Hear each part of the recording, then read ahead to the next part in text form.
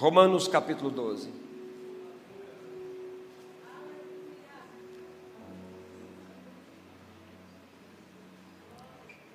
Paulo disse: rogo-vos, pois, irmãos, pelas misericórdias de Deus, que apresenteis o vosso corpo como sacrifício vivo, santo e agradável a Deus, que é o vosso culto racional. E não vos conformeis com este século, mas transformai-vos pela renovação da vossa mente, para que experimenteis qual seja a boa, a agradável e perfeita vontade de Deus.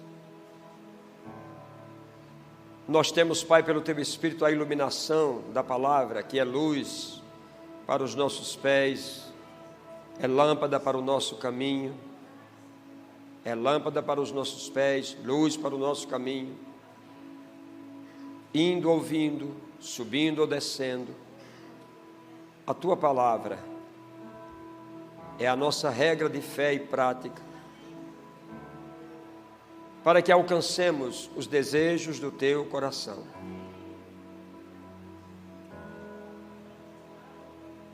Como nós somos gratos, Senhor, por ter essa palavra e termos também o discernimento dela, de poder ver o Espírito e a vida que nela está e nos deixarmos ser levados nas asas do Espírito para uma vida livre.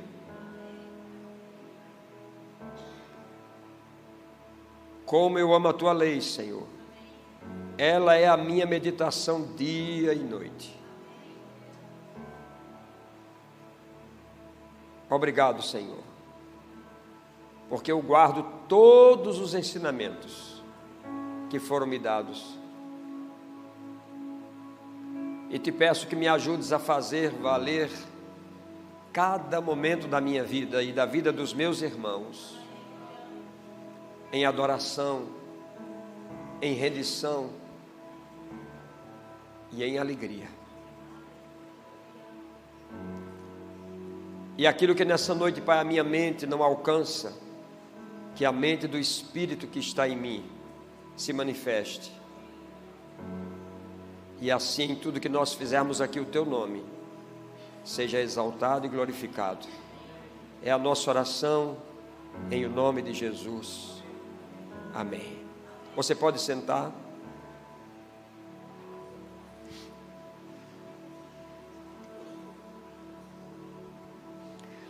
Assim como a Bíblia diz que graça e paz nos são multiplicadas pelo pleno conhecimento de Deus e de nosso Senhor Jesus Cristo, então há uma progressão.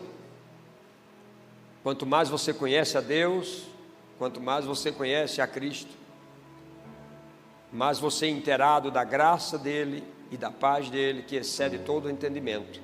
Esse texto também, ele fala que à medida que nós vamos nos oferecendo como um sacrifício vivo a Deus,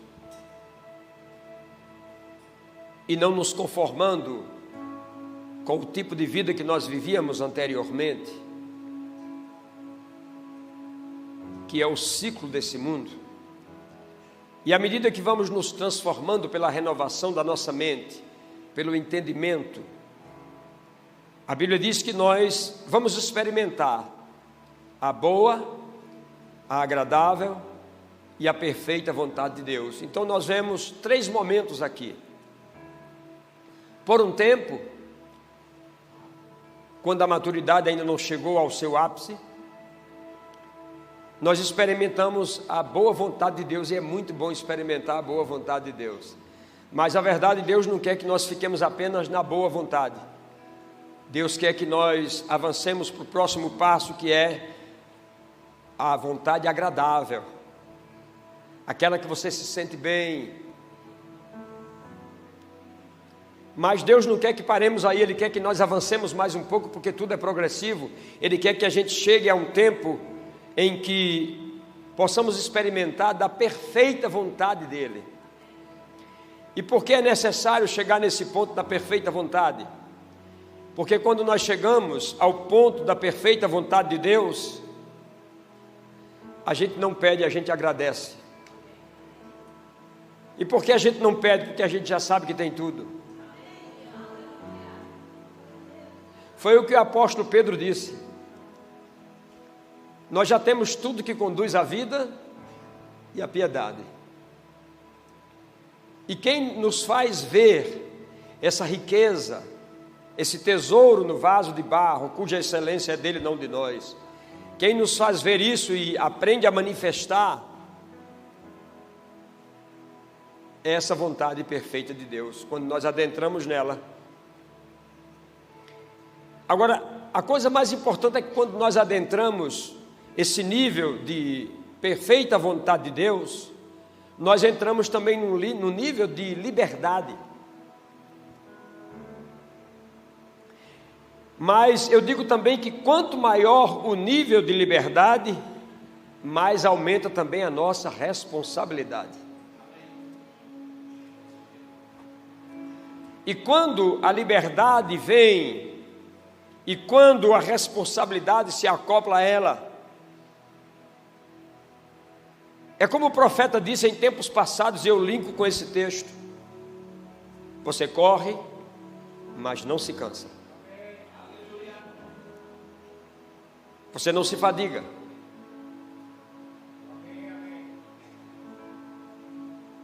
Porque você corre com asas como águia.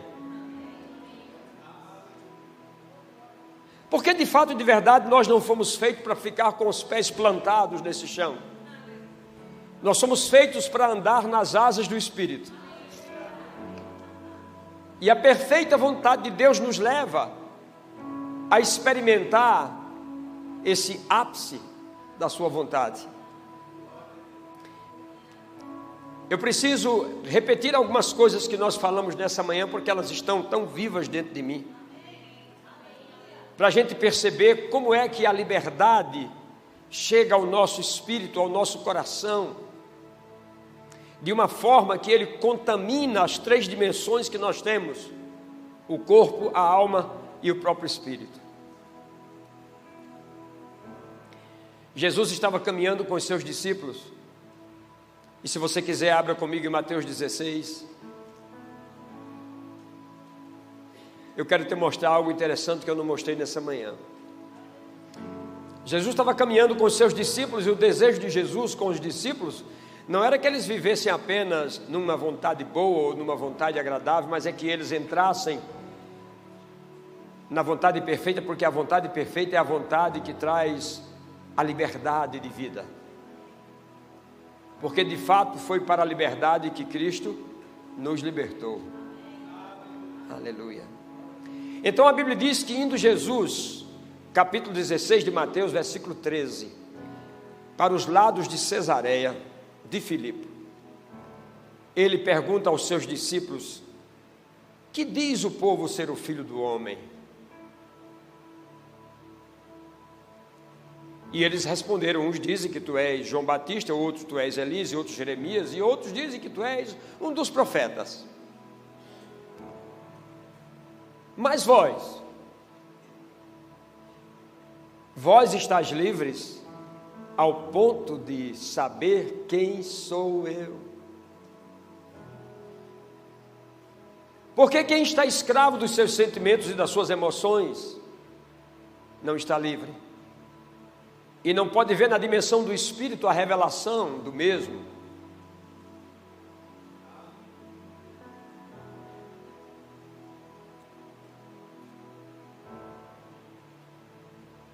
Aí Pedro, sempre Pedro, ele se levantou e respondeu: Senhor, eu sei quem tu és.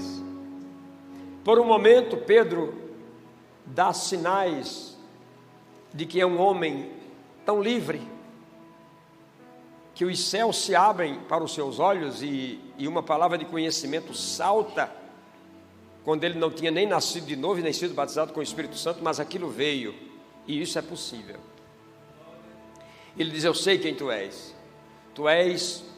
o Cristo, E eu sei separar muito bem o Jesus, o homem, que eu ando com ele. E eu sei separar bem quem é o Cristo, o homem profético que eu ando com ele. E eu estou separando isso tão bem, porque o grande problema da honra é a convivência.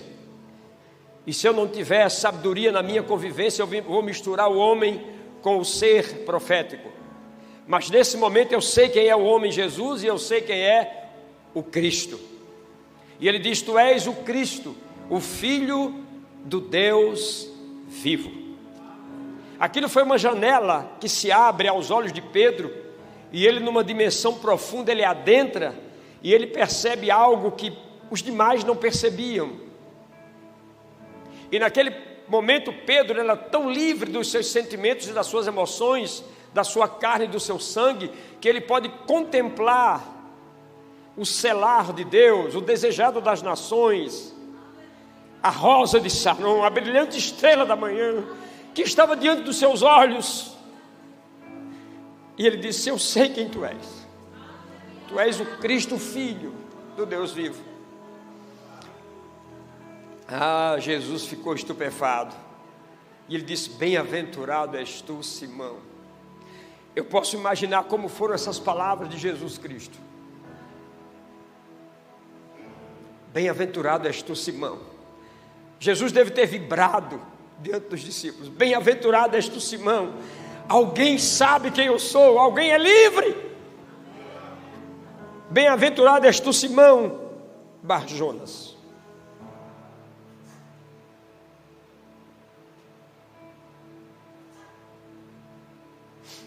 É como se Jesus estivesse dizendo, quando ele disse Simão Bar-Jonas: eu também conheço o homem Pedro, mas eu conheço o homem profético que eu estou preparando.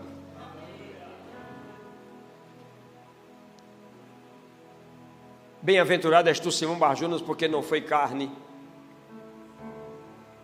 e nem sangue.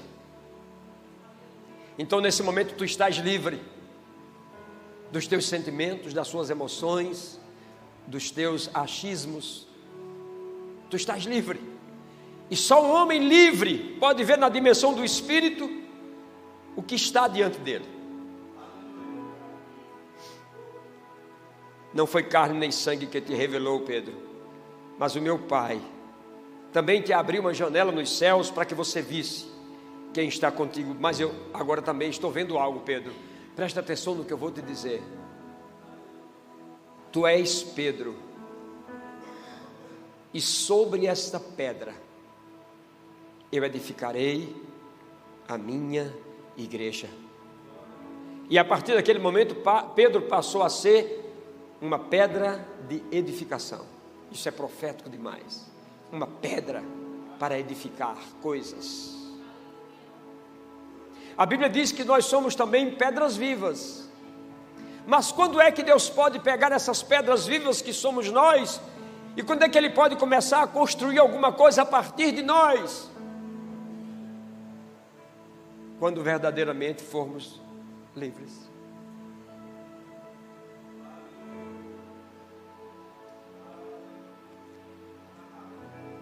E Ele dá algumas chaves a Pedro, e Ele diz: tu és pedra de edificação, e nessa pedra de edificação eu edificarei uma igreja forte, uma igreja livre, e as portas do inferno não poderão prevalecer sobre ela.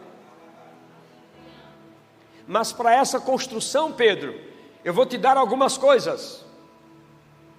Eu vou te dar as chaves do reino. E algumas pessoas pensam que é isso, e elas dizem: Pedro é o chaveiro do céu. Não, Jesus não estava dizendo isso. Ele estava dizendo para que seja construído nessa plataforma que é você hoje. Eu vou te dar algumas chaves, as chaves do reino. São coisas que você, quando pegar essas coisas e você acessar, você vai adentrar.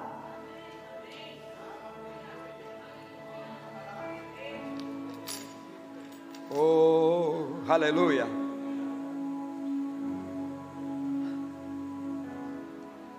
Aleluia, aleluia.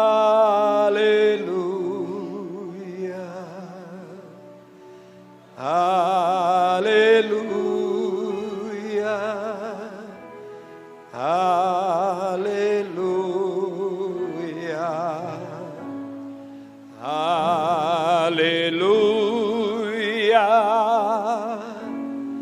aleluia,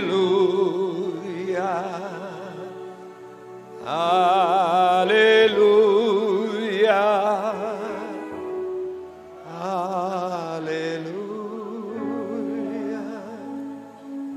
Eu vou te dar as chaves. E é tão precioso, Pedro, que eu estou te dando, que com essas chaves, o que tu ligares na terra estará ligado nos céus. Também o que você virar aqui na terra será virado lá. Chaves. Eu estou te dando chaves esses dias. Bendita aeronave, aquela que eu vim de São Paulo para cá. Porque foi lá que Deus começou a me dar as chaves. Honra é a chave que, quando virada, acessa o mundo espiritual. Então, na dimensão da carne e do sangue, ou na dimensão da vida natural, as revelações do que Deus tem para esses últimos dias será impossível. É por isso que Jesus disse que, através de Paulo, que essa igreja tem que ser apresentada sem ruga, sem mácula, sem defeito.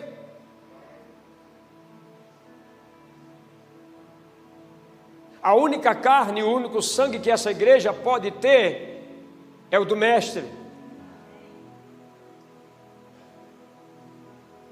Porque vivendo na dimensão da carne, você não vai conseguir ver o que Deus está para prover nesses últimos dias.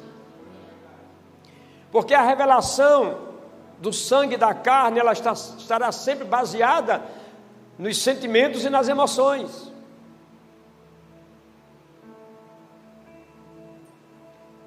A revelação na carne, ela só promove a escravidão do homem. Mas a revelação no espírito livre, ela promove o reino. É por isso que a Bíblia diz em Gálatas 5,13: porque vós, irmãos, fostes chamados à liberdade, porém não useis a liberdade para dar ocasião à carne, sede antes servos um dos outros em amor. Então, quando é que a liberdade não dará por hipótese alguma liberdade à carne? A liberdade que dá ocasião à carne é a liberdade que está destituída de santidade.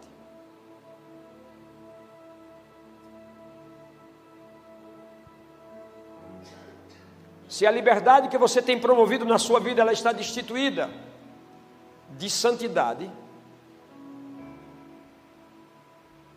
a carne terá ocasião. Mas se a liberdade que você está promovendo na sua vida em Cristo tem santidade nela, a sua carne não terá nenhuma chance.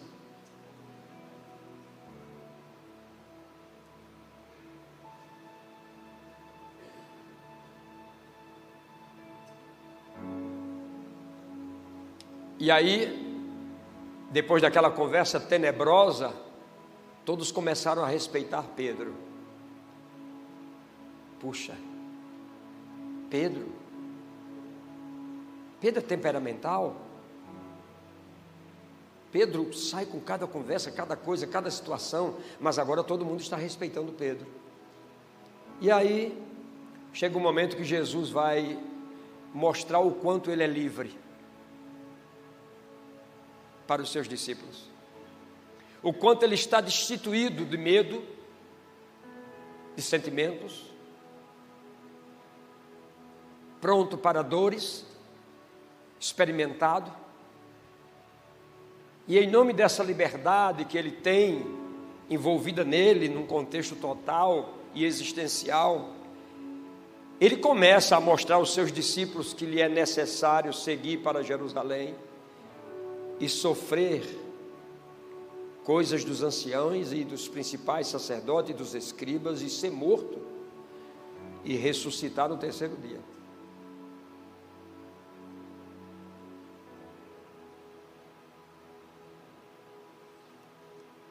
A liberdade envolvida com a santidade, ela vai gerar em cada um de nós a morte do nosso eu, ao ponto de nós nos sentirmos tão livres que o medo da morte não existirá para nós. O medo do amanhã deixa de existir, porque se ele vive, posso crer no amanhã, porque ele vive, temor não há, mas eu bem sei, eu sei que a minha vida está nas mãos do meu Jesus, que vivo está. Isso é viver livre. Isso é viver livre. E Jesus era livre. E ele foi falar para os discípulos: é necessário que aconteçam essas coisas. Mas Pedro, que era já um homem respeitado pela revelação que teve, pelas chaves que estavam disponíveis para ele, a Bíblia diz que agora Pedro não se adianta diante disso que Jesus falou. A Bíblia diz que, assim, Pedro o chamou à parte. Depois da revelação que ele recebeu, ele não arrisca falar na frente de todo mundo, ele não pode errar em palavras, então ele diz: mestre, por favor, no cantinho aqui. E ele diz: mestre, eu preciso lhe reprovar com relação a isso.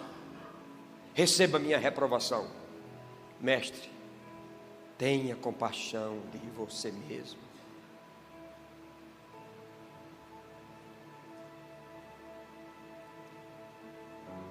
Aí o mesmo Jesus que tinha dito a Pedro assim: tu és a pedra de edificação.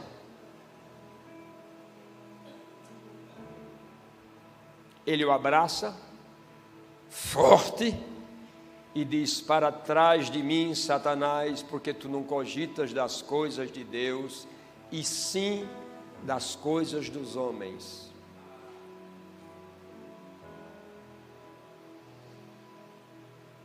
Quando é que alguém deixa de ser pedra de edificação e passa a ser pedra de tropeço? Quando você sai da liberdade que Cristo te deu e você entra em áreas que você não deveria nunca entrar.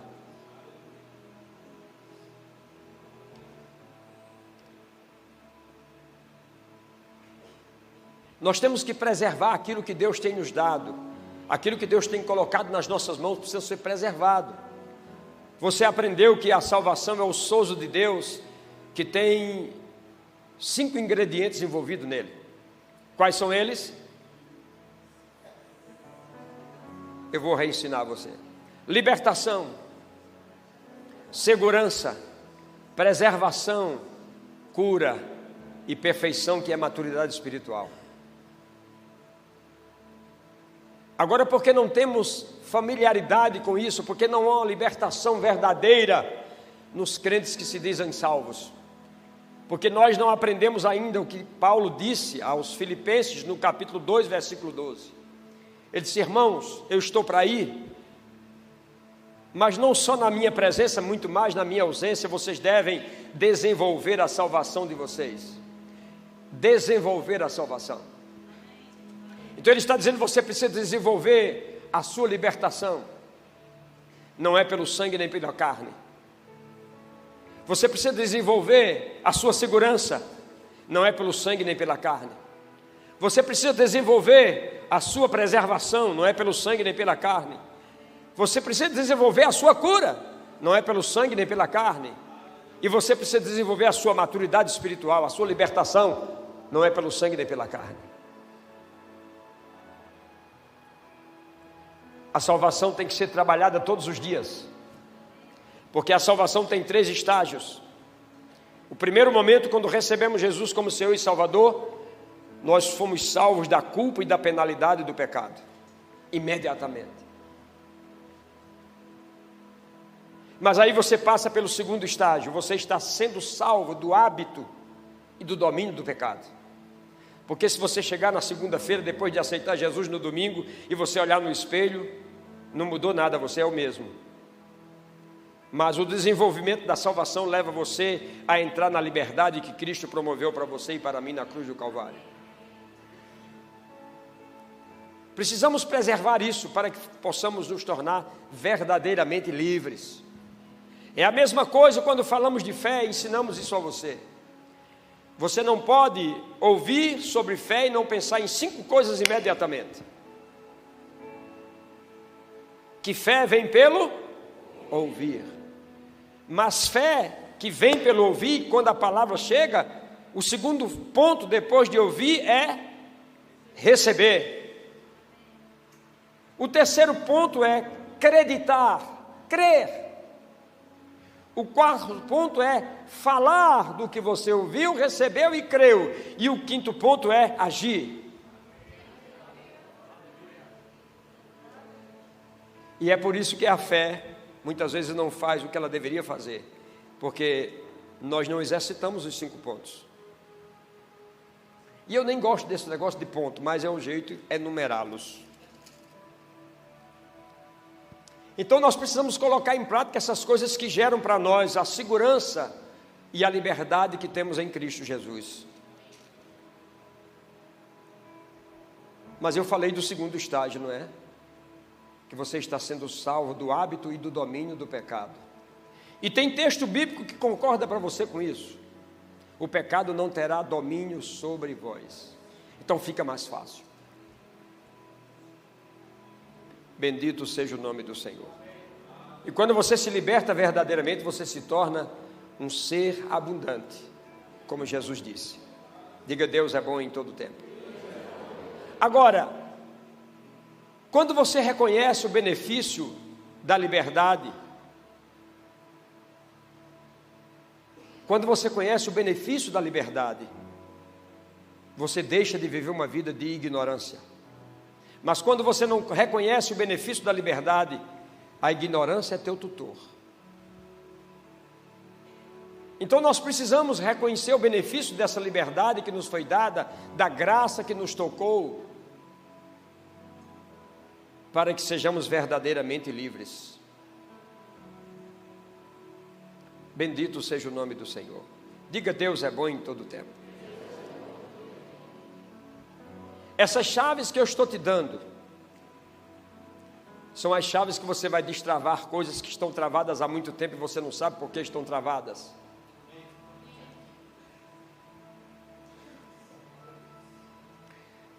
Se honra é a chave que acessa os benefícios dos céus, a desonra corta o fluxo dos benefícios.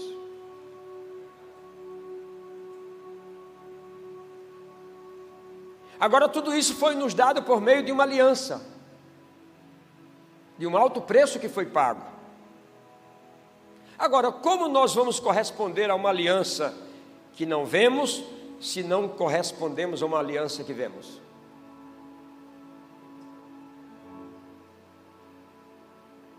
E qual é a aliança que vemos?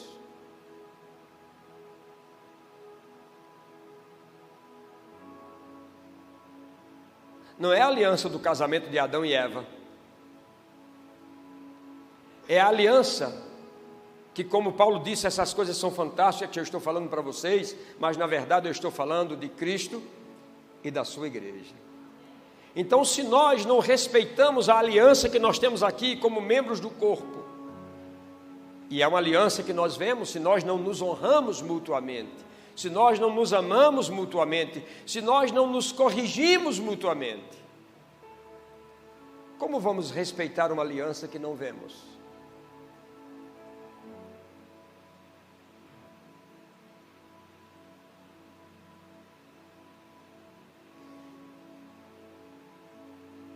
Quando Adão estava no Éden, ele recebia Deus na viração do dia e eles conversavam.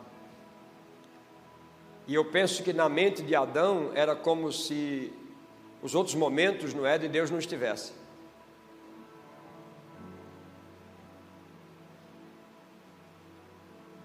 Mas assim como em Adão, na aliança que nós temos, Deus está presente em todos os momentos.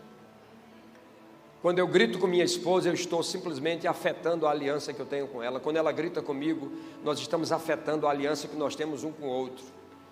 Esse grito que nós damos um no outro é o mesmo grito que nós damos lá em cima. Só que nós pensamos que não.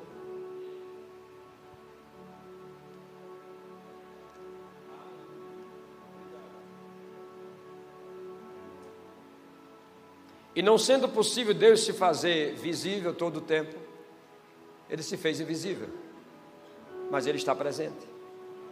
E nós temos que respeitar a aliança que nós temos. Porque na verdade o casamento entre um homem e uma mulher, ele é nada mais, nada menos do que o extrato daquilo que aconteceu no céu. E eu fico pensando como é que Deus está olhando para os nossos casamentos.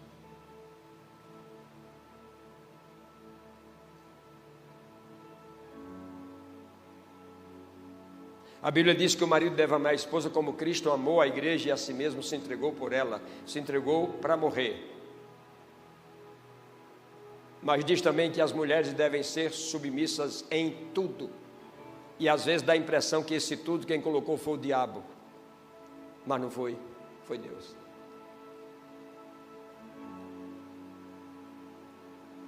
Então, se nós olharmos para nós e voltarmos ao texto inicial dessa mensagem, Paulo está fazendo um apelo dizendo assim: rogo-vos, pois, irmãos, pelas misericórdias de Deus, apresentem-se como um sacrifício vivo, santo e agradável a Deus, que é o seu culto racional. E não se conforme com esse sistema, mas transforme-se pela renovação da vossa mente. Veja as imagens reais pelas quais você está todos os dias com ela, mas imagine que essa imagem foi construída no céu para ser vivida na terra. Então, o meu e o seu casamento é apenas o extrato do que foi feito lá, e é isso que Ele deseja que aconteça aqui. Porque hoje eu não vou te dar esse texto, mas amanhã eu posso fazer isso. A Bíblia diz num certo momento que aquilo que essa aliança de um homem e uma mulher que representa Cristo e a igreja, as sementes que nós geramos como filhos, essas sementes se chamam Elohim.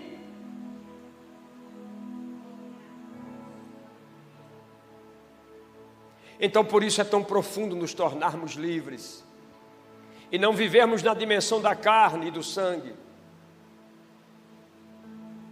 porque nós estamos gerando argumentos proféticos nessa terra, que serão usados pelo mundo espiritual amanhã, ou a favor ou contra nós.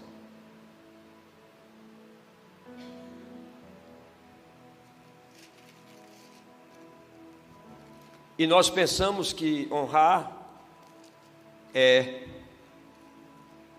Não, pastor, eu todos os dias eu abraço minha esposa, todos os dias eu beijo minha esposa.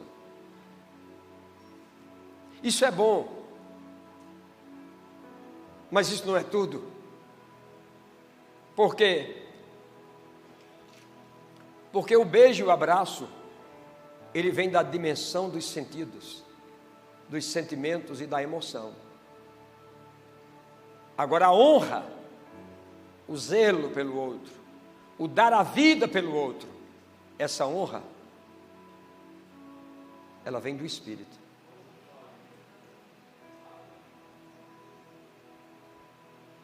Então, para Deus, a questão não é você dizer eu amo. É você fazer destilar todos os dias esse amor.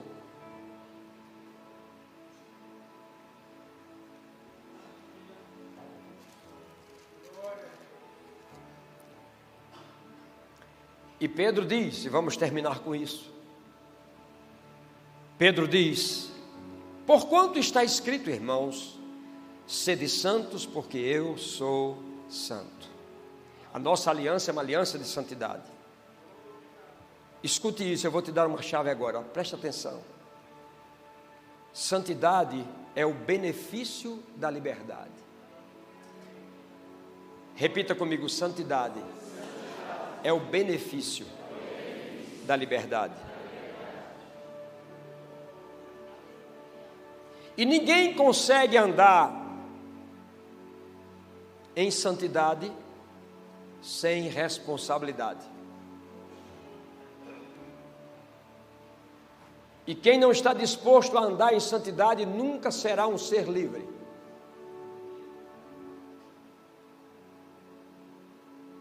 A sua carne será sempre o seu inimigo.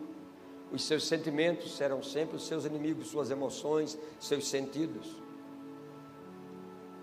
Eu lembro das nossas crianças quando eram pequenas. Mais rapidamente trazendo à memória Gabriela. Ela nasceu e nós tínhamos o cuidado de ter as melhores fraldas. Porque o nosso sentido era protegê-la do que poderia sair dos seus órgãos secretos, para que ela não se sujasse além da medida. E durante algum tempo você está ali protegendo com aquelas fraldas e protegendo. E sabe que chega um tempo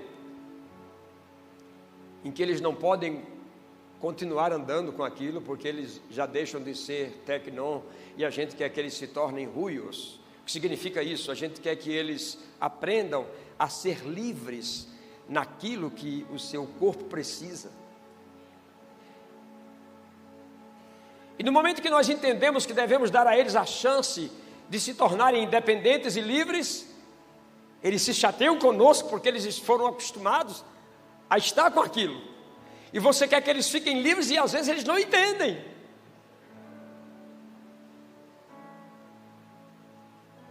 E muitos deles, no exercício desse trabalho, vão para detrás da cortina fazer escondido, porque eles não querem fazer na sua vista. Porque para eles estarem no cantinho agora novo não é liberdade. A liberdade era estar com aquela fralda. E sabe que muitas vezes Deus quer fazer assim conosco, como filhos de Deus? Deus quer nos tirar de uma dimensão que por um tempo aquilo foi importante.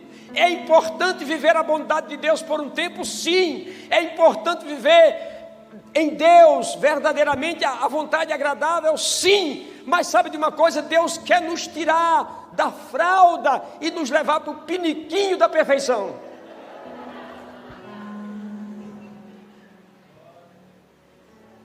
E nós dizemos: não, Senhor.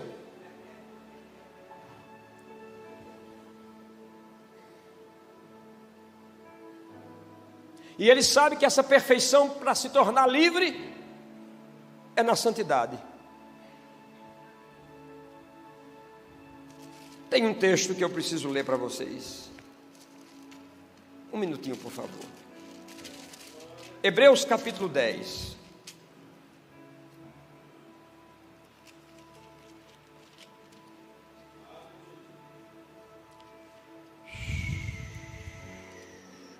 A Bíblia diz assim no versículo 11, Hebreus 10, 11, olha lá. Ora, todo sacerdote se apresenta dia após dia a exercer o serviço sagrado e a oferecer muitas vezes os mesmos sacrifícios, que nunca jamais podem remover pecados. Jesus, porém, tendo oferecido para sempre um único sacrifício pelos pecados, assentou-se à direita de Deus, aguardando daí em diante até que os seus inimigos sejam postos por estrado dos seus pés. Porque, versículo 14, com uma única oferta aperfeiçoou para sempre quantos estão sendo santificados. Ele aperfeiçoou para sempre. A perfeição foi dada, mas é para os que estão sendo santificados no dia a dia, na caminhada dos seus dias, na face dessa terra, que a progressividade da perfeição vai se encaixar. Quantos de nós entendem isso? Então o que vai nos trazer a libertação é o processo de santificação. o que vai nos levar à progressividade do que Deus tem para a nossa vida, a santificação, o que vai nos fazer adentrar no mundo espiritual. Ei, irmão, escuta isso. A Bíblia diz: a nossa luta não é contra sangue nem contra carne, mas contra os principados e potestades nas regiões celestiais. Nas regiões celestiais não se entra com carne e sangue. Porque se você entrar nessas regiões com carne e sangue, você vai se machucar. Porque os anjos não têm os sentimentos que nós temos. Eles são dirigidos por comandos. E quando alguém adentra essas regiões descoberto, na carne e no sangue, pode ser fulminado.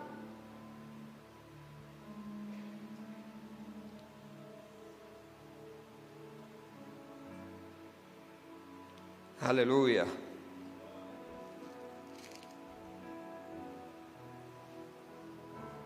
Graças a Deus que os nossos filhos deixaram as fraldas. Mas nós tivemos que fazer um trabalho muito forte com eles para isso. Os pais e as mães sabem do que eu estou falando. Porque você é treinado para usar determinada coisa, e quando alguém quer tirar isso de você, é duro. Ou muitas vezes você é treinado com aquilo que foi colocado nas suas mãos, e você está tão bem treinado que você tem que ter cuidado, porque às vezes você usa erradamente.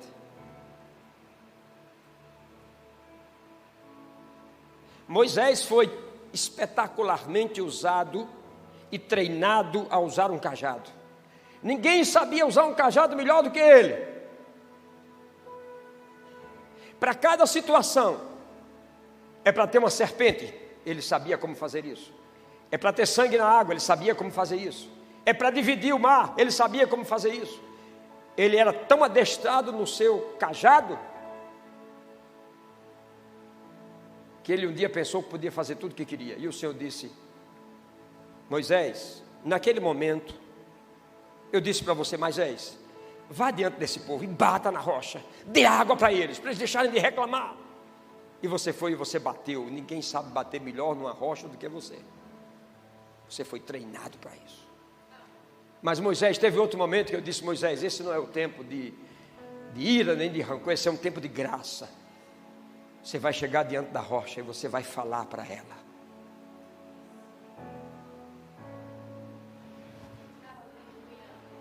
E ele pensou que podia fazer a mesma coisa.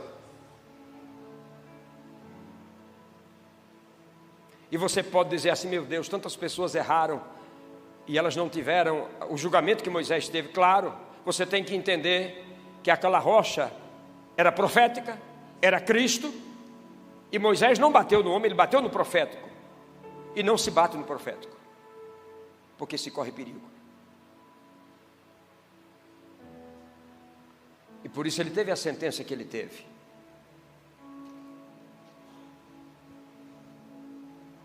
Bendito seja o nome do Senhor. Tem outra coisa que nós fazemos com os nossos filhos. Já viu aqueles cercadinhos que a gente coloca eles, porque eles estão bagunçando tudo na casa, e você arma um cercadinho e você bota dentro deles. Aquilo é mais ou menos como a religião. Quando você não pode ser livre, a religião te segura por um tempo. Mas você não pode ficar a vida inteira daquele cercadinho, porque você está crescendo. E alguém tem que tirar. E quando te tira, você tem que saber caminhar. Ei, irmão, sai do cercadinho. Sai do cercadinho. Já está na hora de você caminhar diferente. A natureza está com uma expectação tremenda, dizendo assim: ruios, venham, venham, venham, venham. Mas quem estão aparecendo os tecnões, não. Nós precisamos dos ruios, dos filhos maduros, daqueles que vão dizer como as coisas vão acontecer, daqueles que vão sinalizar, que vão dizer como é que Deus está fazendo.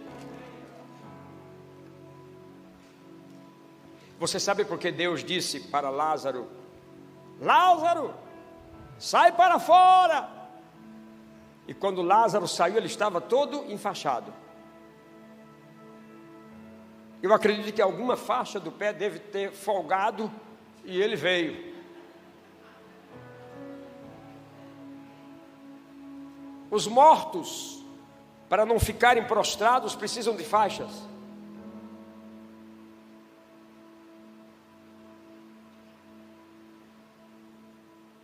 Mas Jesus disse: Lázaro está vivo, tirem as faixas dele.